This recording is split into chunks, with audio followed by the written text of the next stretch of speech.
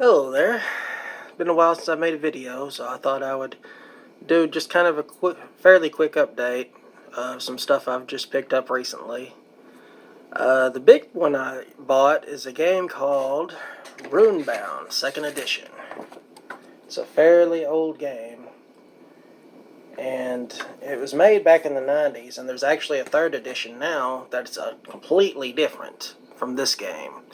This game, from what I've seen of it so far, is more or less similar to a game kind of like Oblivion or Skyrim, where essentially you pick your heroes, you go out exploring into the world, and essentially you pick and choose where you want to fight monsters and level up. And if you're playing by Doomsday rules, essentially you have to roll the dice at the end of every turn, and every time a set number happens, a town in this world gets conquered. And at that point, you can no longer go into that town and trade. So basically, you're on a timer to level up, get strong, get items that you need, get companions that you need, and then immediately go fight the big bad boss. There's also PvP for it. And that's an alternate version of it that actually was the original main game. For most people, from what I've seen online about this game, most people actually do not play the PvP. They tend to play it solo just to see what the heroes will do. And I kind of think I would be that way too, honestly. Before I even get into the game itself, there's literally 20 to 30 expansion packs for this damn game. And I'm not joking at all. Here's the thing, though. The expansion packs are very odd compared to most of their other games that they come out with later on. This is one of the early games in this company's lifespan, from the way I've understood it, which is Fantasy Flight Games. And it really shows, especially in their expansion packs. Now, to explain that, I will have to show you the board to get back into it. Let's see here. Now, if you take a look at the board, it's huge. But what you're seeing is actually the world you're traveling through. And you'll notice, if you look at these are the cities, and each one of them are put on the map. And you put item cards over here in each of these places that you would go to trade money from winning and fighting. The way you travel around is a set of dice. You roll the dice, then you look at the symbols you have, which I guess would be considered runes, and then you would say, okay, I've got a road icon and a river, so I can travel through this part here, or I could go and use one of these roads here, depending on where you are. So if, let's say, for example, I have my hero here, and I'm right here, I can either go on this one or go on this one. It's very simple. And from what I've understood from the 3rd edition, it's completely different in that game compared to this one. Now, one thing you'll notice about this is it's a very basic game in general. All of the artwork, all of the characters is simplified. Now, the newer games are flashy with all their special looks to it and the quality of the game.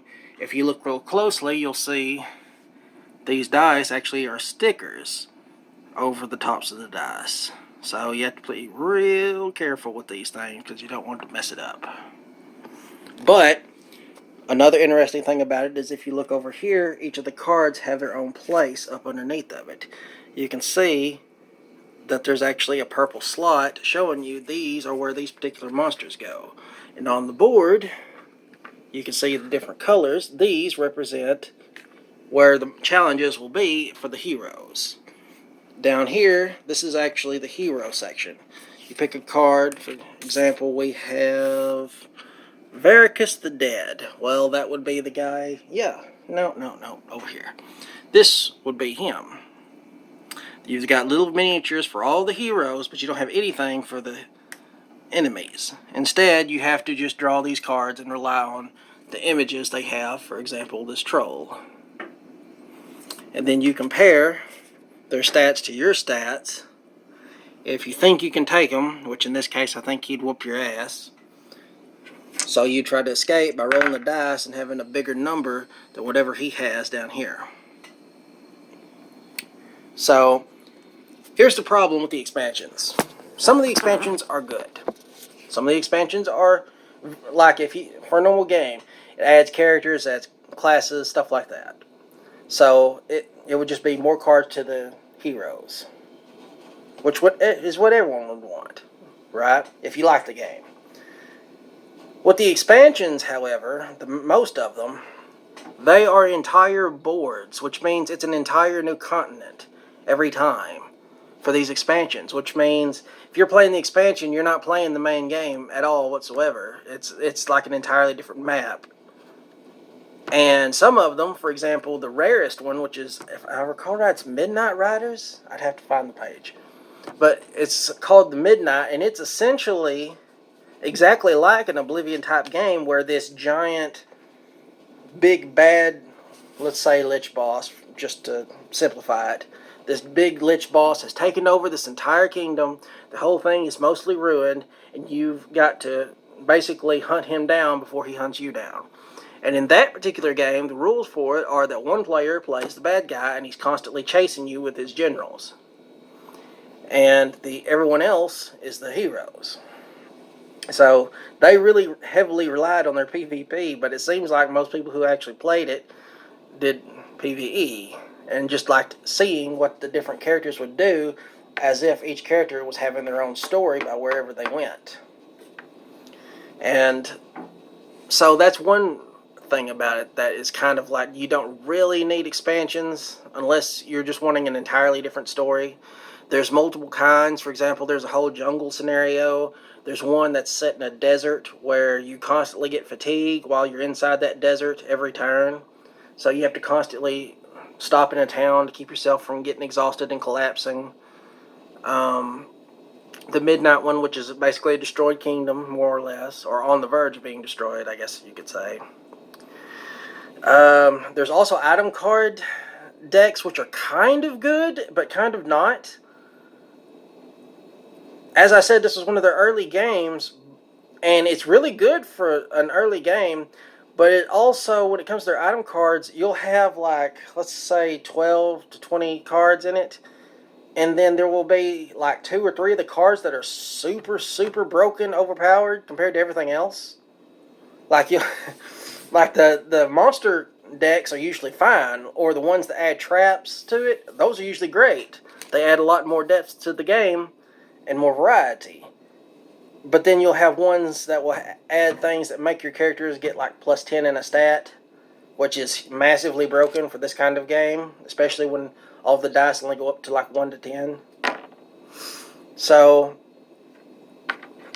I don't know. It's kind of one of those things where if you were going to get the expansions, you would kind of have to pick and choose the cards you want to play. So even if you had the expansions, you would be homebrewing it from the start, because they clearly didn't know how to do balance well yet, anyways, in their games.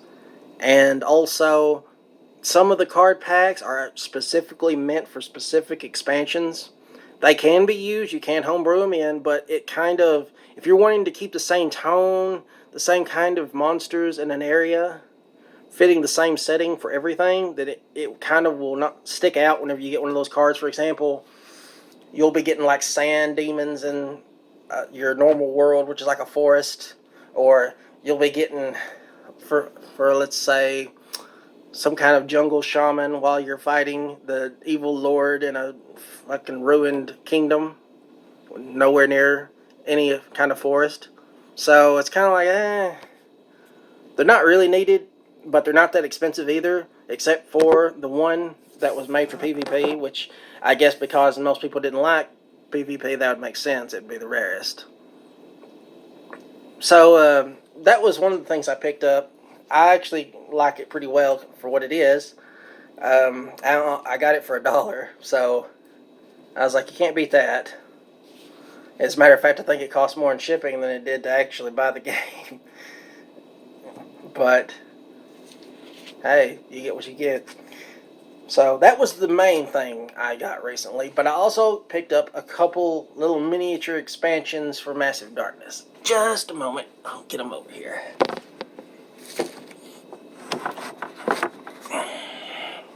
go. Alright. First one. I'm actually getting close to having all of the expansions for this set. If I can get this stupid thing out. As if I recall right, all I'm missing at this point is the reptilians, the 3D models for, what's it called? Doors and Bridges, I think it was. Which is extremely expensive, by the way. Extremely expensive for what it is. And honestly, I'm currently already have ordered Massive Darkness 2 because I was really fond of the first game. And so I'm kind of like, I'll just use the damn bridges and doors from it, you know? They'll probably be nicer looking too. So, this first expansion is Warrior Priest versus the Spear Maiden Cyclops. That's one ugly Cyclops. But, okay. So, what does it add? Well, the Warrior Priests are actually additional heroes you can play in the game. This is like their character sheets. Essentially. Really, I'd probably laminate these eventually. Just because, to keep them clean, to keep anything from fucking them up. You know how it goes. And then, of course, inside there's the cards for the heroes and the boss. The boss is freaking huge, by the way. Let me get a little closer for you. These are the heroes and the boss by itself. Great detail on that thing, though. It's amazing. At least to me it is. I remember board games in the 90s being so half-assed compared to the things they'd come up with today. Of course, they taped it down. Oh, I got this brand new. I just opened it a little bit ago. So, everything in here is basically sealed. Yeah. Take a look at this fucking monster. It may look retarded on the cover, but man, that is badass right there. You see something like that coming at you, you know you're in trouble. Then, of course, the heroes are itty-bitty compared to it. So, you know they're going to get their ass whooped.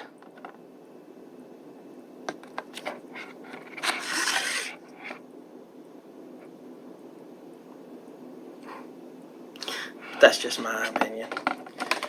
Alright, so that was... Let me put them back in there. So that was a simple one. That was a heroes and boss deck. I've got one more like that, because these were the more expensive ones to get, just because they had heroes in them, I guess. These are less about variety and more about just having, you know, more characters to play with, I guess. Whereas the other two I have, Rattlings and Elementals, they are more for variety in the type of monsters you're fighting in a big horde. I always struggle to get these things out. Let my people go. There you go. Of course, this one is the Blood Moon Assassins versus the Elephant. Yeah, Blood Moon Assassins versus the Elephant. Now that sounds cool. For Elephant, I have no idea what it looks like. I haven't paid any attention to it. I just mainly wanted it so that I for sure had all the classes for the game, since I like the first one so much. This is, of course, the character sheets. Once again, I basically peel these off and laminate them all, just to make them protected. Once again, the cards for the boss and each one of the people. Now, let's take a look at this one. He looks huge, but not nearly as huge as the other one.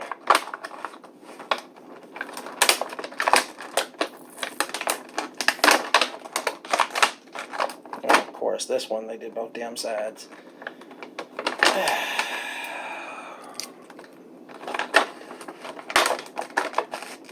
Where you at?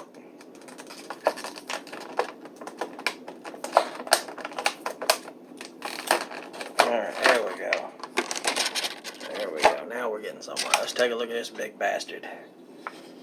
Now that looks awesome. That apparently is a elephant.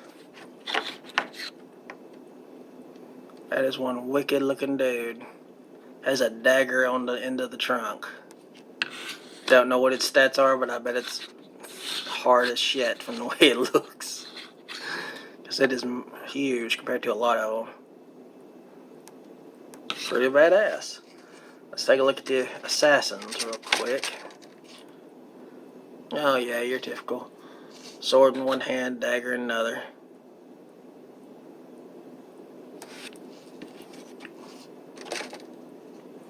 Double dagger, edgelord, yep. Can't go wrong.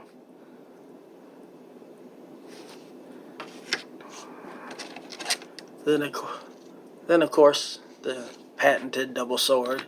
Are you not entertained? Yeah. So, nice simple little pickup.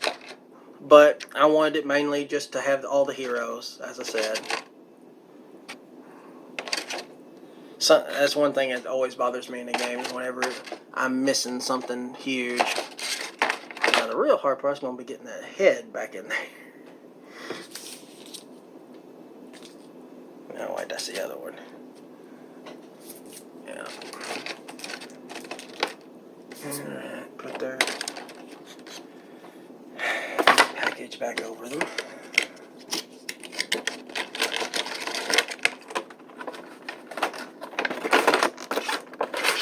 Alright, give me just a moment.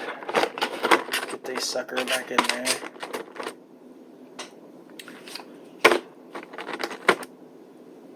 I've never been good at putting these boxes back together. Honestly, I just need to get one of them old fishing tackle boxes and put all this crap together in one thing. And then just keep the boxes around just in case for some reason I ever wanted them again, you know.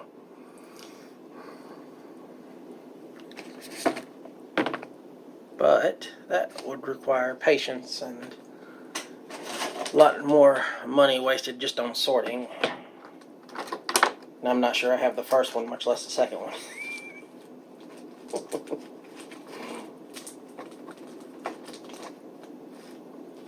But we've all been there if you like games or anything, really.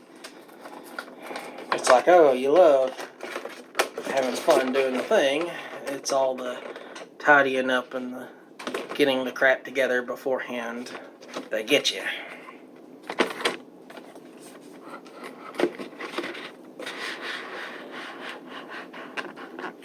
There we go. Alright, that's 2 down, 2 more to go.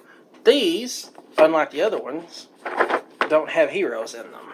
As a matter of fact, I don't think they even have cards other than just the cards for the monster itself. And these are Rattonmen and their leaders. And you can probably guess just from that description, they're basically like Warhammer's Skavens in a way. I'm sure this is probably one of the leaders if I were to guess. I may have brought this one and shown it before, but I honestly do not remember. It's been a while since I got these, but it's also been a while since I did videos, and I just thought I'd do it while I had the time. This looks like a Skaven agent in the game, which would be kind of like a mini-boss, not really a leader of a group, but kind of, sort of. Essentially, it's stronger than a normal one, but it's not really like a big leader of the Skaven types, or Ratmen in this case. Then these are more like your average grunts.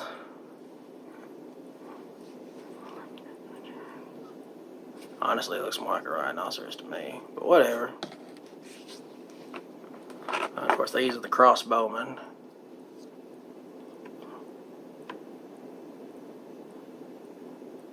Pretty neat.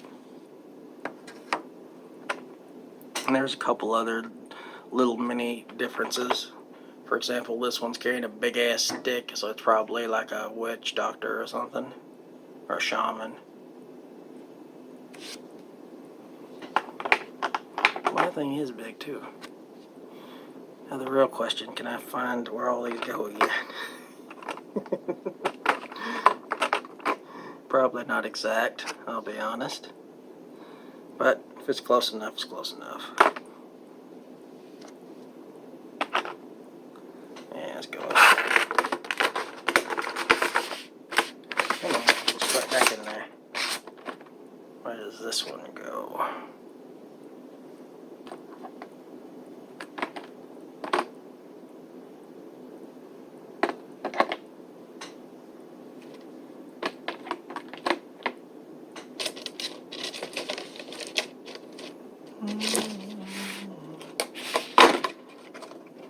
Whoops. I knew I'd do that. Rat bully. That's what the big one is called. The rat bully.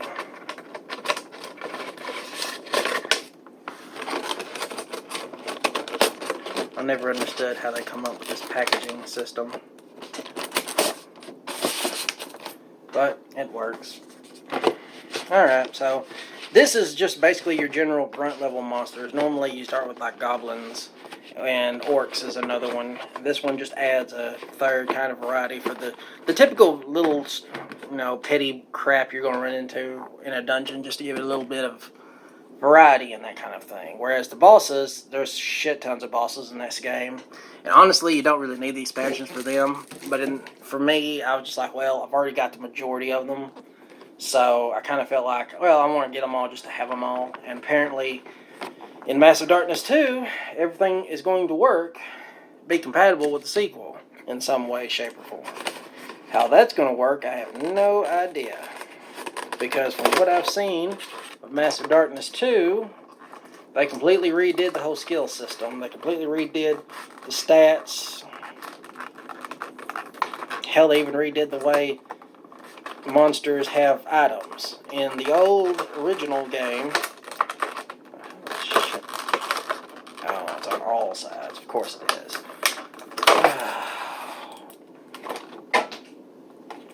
It's on all sides.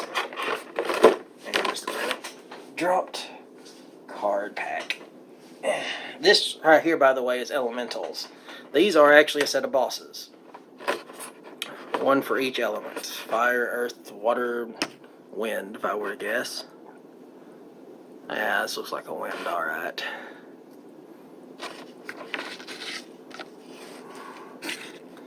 Earth, wind. This is definitely water, it looks like. Or maybe fire. It looks like an Ifrit. And what does this one look like? Oh yeah, that's water. So tilt it a little bit so you can get it. See, there's the fire one. There's the wind. There's earth. Then here in the back, it's all water. It's 4 different boss elementals, along with their cards, that tell you how they're annoying to fight. And essentially, that's pretty much all the bosses for the game that they made. Not if you count plus the massive box I showed off before, plus these. Quite a variety of bosses. I feel like they could have used a lot more things like ratlings. But like I said, lizardmen or reptilians, if that's what you want to use. I think that's a dumb name. I'd rather they had just said lizardmen. But maybe it's a legal thing.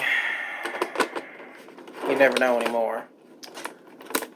So, anyway, that's another one, along with the goblins and the orcs and the ratlings, that would actually give you groups of pissant type enemies you're going to be going through as you're going through the dungeon, until you get to the big bad bosses, which you'll have a big wide variety of those coming at you every so often.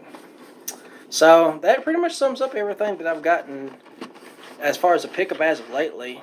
Right now, the only things I'm waiting on is Hero Quest remake that they're supposed to have been coming out sometime this year.